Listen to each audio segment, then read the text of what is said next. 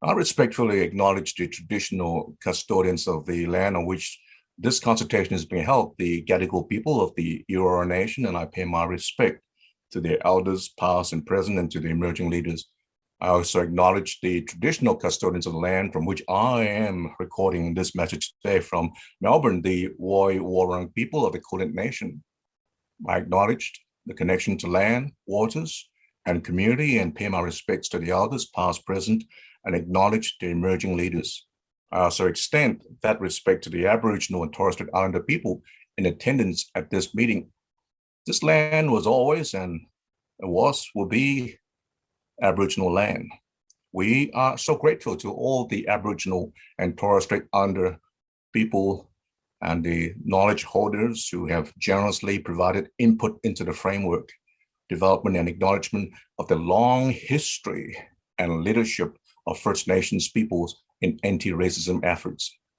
I would like to express my deep appreciation to women of color in Australia for the pivotal advocacy work that you do in amplifying, in particular, the voices of all women of color residing around this country.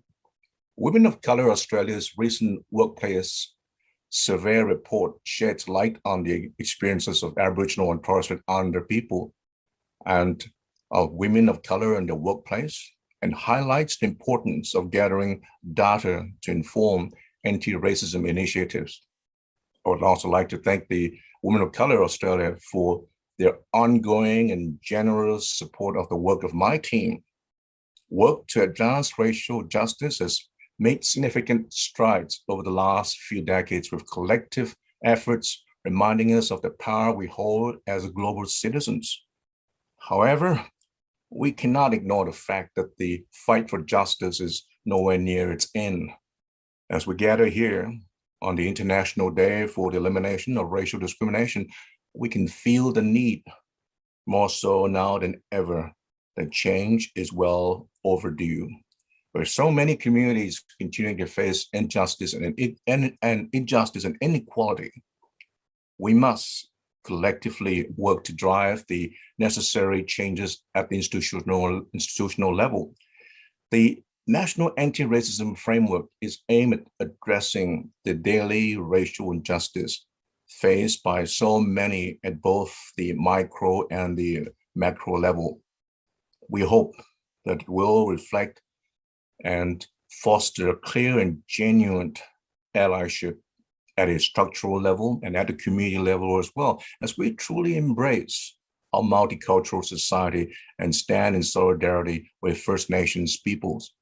My team and I at the Australian Human Rights Commission understand the importance of community voices in this work, which extend beyond this room. We aim to leave no one behind in the development of National Anti-Racism Framework.